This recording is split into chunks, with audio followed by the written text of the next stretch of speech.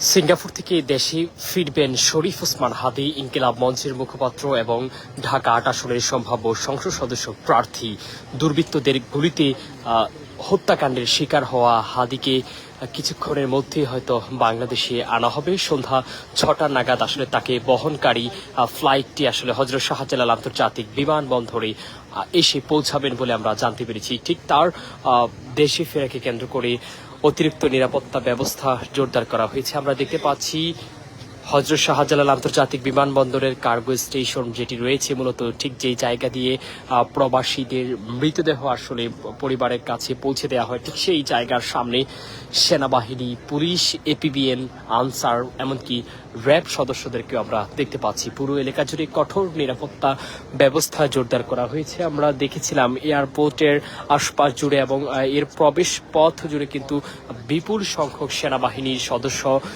Air force এবং এখানে পুলিশের সদস্য মোতায়েন করা হয়েছে। যদি একটু জানিয়ে রাখতে চাই, গতকালকে চিকিৎসাধীন অবস্থায় সিঙ্গাপুরে মৃত্যুবরণ করেন শরীফ ওসমান হাদি। তিনি মূলত জুলাই আগস্টের গণ অভ্যুত্থানের সম্মুখ সারি থেকে নেতৃত্ব দেওয়ার মধ্য দিয়ে আলোচনায় এসেছেন এবং সামাজিক সংগঠন ইনকিলাব মঞ্চ প্রতিষ্ঠা করেছেন, যেটি দিয়ে জুলাইয়ের গণ অভ্যুত্থান সম্বলিত বিভিন্ন কর্মসূচি দিয়ে আসলে দেশের আলোচনায় আসেন। একই সাথে যদি একটু দেখানোর চেষ্টা করি যে এয়ারপোর্ট জুড়ে নিরাপত্তা বাহিনীর যেই কঠোর অবস্থান, সেটি যদি একটু আপনাদেরকে আমি দেখানোর চেষ্টা করি। আপনারা দেখছেন বিপুল সংখ্যক সেনাবাহিনী, র্যাব এবং বিজিবি মোতায়েন করা হয়েছে। পুলিশ এবং আনসার সদস্যরাও ঘটনাস্থলে রয়েছে। পুরো এলাকা জুড়ে আসলে যত দূর আমরা দেখতে পাচ্ছি, পুরো হযরত শাহজালাল আন্তর্জাতিক বিমানবন্দর নিরাপত্তার বেষ্টনীতে ঢেকে ফেলা হয়েছে।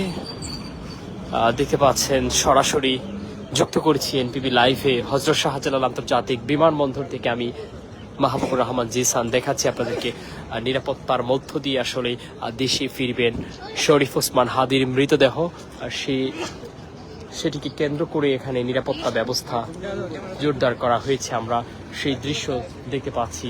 এই মুহূর্তে সেনা, বিজিবির, র্যাব মোতায়েন করা হয়েছে।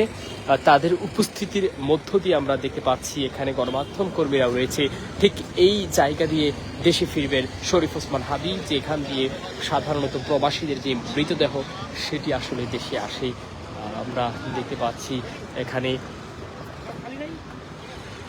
মৃতদেহ ডেলিভারি রুম যেটি রয়েছে সেখান থেকে আপনাদেরকে সংযুক্ত করেছে। আপনারা দেখছেন মূলত বাংলাদেশে যে প্রবাসীরা রয়েছে তাদের মৃতদেহগুলো দেশে আসলে হস্তান্তর করা হয় ঠিক এয়ারপোর্টের কার্গো স্টেশনের এই জায়গা দিয়ে। এখান দিয়ে ফিরবেন শরীফ ওসমান হাদি। এর আগে গত শুক্রবার দুর্বৃত্তদের গুলিতে বুলেটবিদ্ধ হয়ে চিকিৎসাধীন অবস্থায় তিনি প্রথমে রাজধানীর ঢাকা মেডিকেল কলেজ হাসপাতাল, এভার কেয়ার, আর সর্বশেষ তাকে উন্নত চিকিৎসার জন্য দেশের বাহিরে নেওয়া হয়। প্রথমে মালয়েশিয়া, পরবর্তীতে সিঙ্গাপুরে নেওয়া হলে সিঙ্গাপুরে তিনি গতকাল রাতে মৃত্যুবরণ করেন এবং তার মৃত্যুকে কেন্দ্র করে সারা দেশব্যাপী এক শোকের ছায়া নেমে এসেছে। রাষ্ট্রীয় শোক ঘোষণা করা হয়েছে।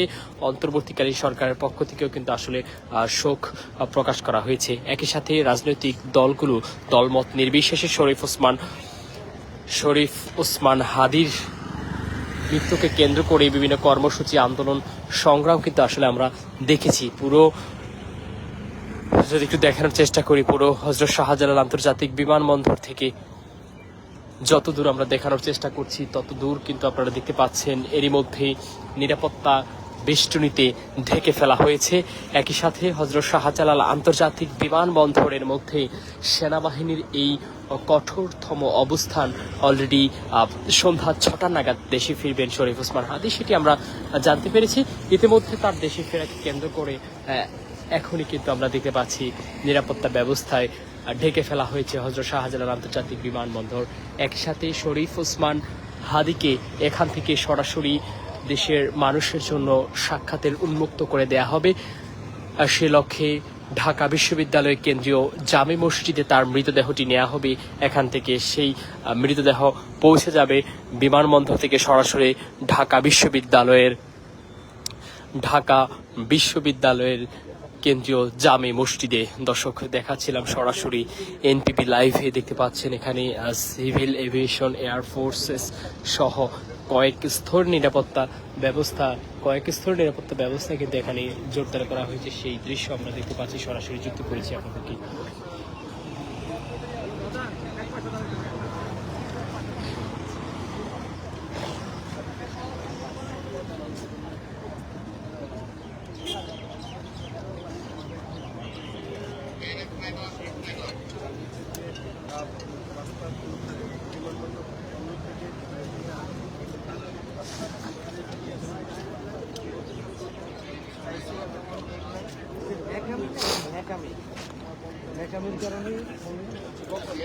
দেশে ফিরবেন শরীফ ওসমান হাদির মৃতদেহ। অবশ্য তাকে বরণ করার জন্য প্রস্তুত সারা দেশের মানুষ। তবে এই ফেরাটা আসলে অশ্রুসিক্ত নয়নেই কিন্তু বরণ করবেন দেশের মানুষ।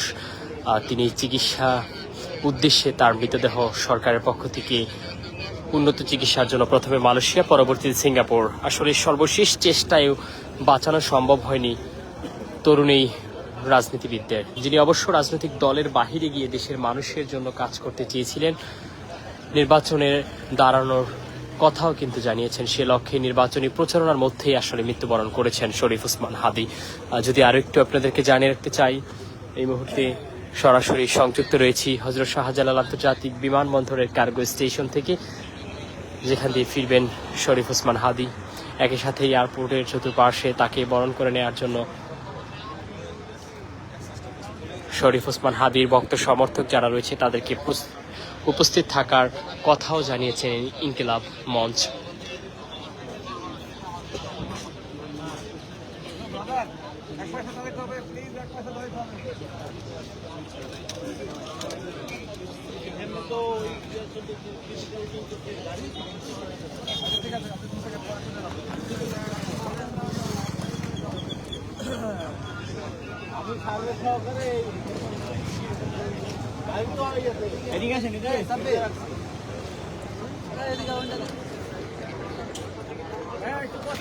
আমাদের কথা শুনতে হবে, আমাদের কাজ করতে দেন।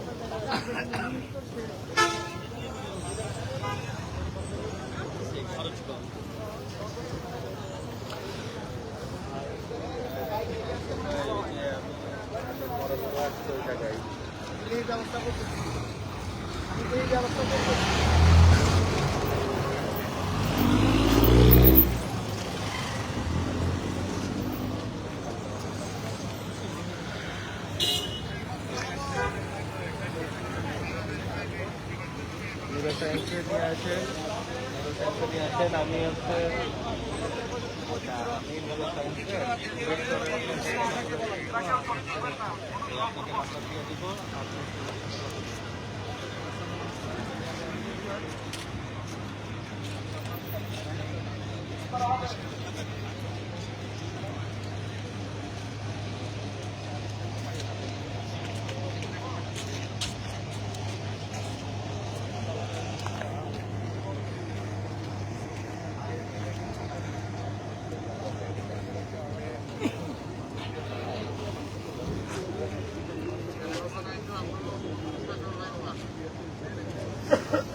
দর্শক, ইতিমধ্যে দেখতে পাচ্ছেন হযরত শাহজালাল আন্তর্জাতিক বিমানবন্দরে সেনাবাহিনী, বিজিবি এবং র্যাব সদস্যদের নিরাপত্তা জোরদার করা হয়েছে। ৬টার সময় দেশে ফিরবেন শরীফ ওসমান হাদির মৃতদেহ। অবশ্য সেই মৃতদেহ বরণ করার জন্যই এত নিরাপত্তা জোরদার করা হয়েছে এবং একই সাথে ইনকিলাব মঞ্চের পক্ষ থেকে দাবি করা হয়েছে তার মৃতদেহ এখান থেকে জনসাধারণের জন্য উন্মুক্ত করার উদ্দেশ্যে সরাসরি ঢাকা বিশ্ববিদ্যালয়ের কেন্দ্রীয় জামে মসজিদে নেওয়া হবে। সেখানে সাধারণ মানুষের সাক্ষাৎ পাবেন সর্বশেষবারের মতো দেশের এই তরুণ আন্দোলন সংগ্রামের নেতৃত্ব দেয়া বিপ্লবী বীর শহীদ ওসমান হাদি। দেখতে পাচ্ছেন, আমরা দেখছি এখানে আনসার বাহিনীও রয়েছে, র্যাব, বিজিবি এবং সেনাবাহিনীর সদস্যরা সকাল থেকেই কিন্তু কঠোর অবস্থানে রয়েছেন। যদি অবশ্য সন্ধ্যার মধ্যে দেশে ফেরার কথা শরীফ ওসমান হাদিকে বহনকারী বিশেষ ফ্লাইট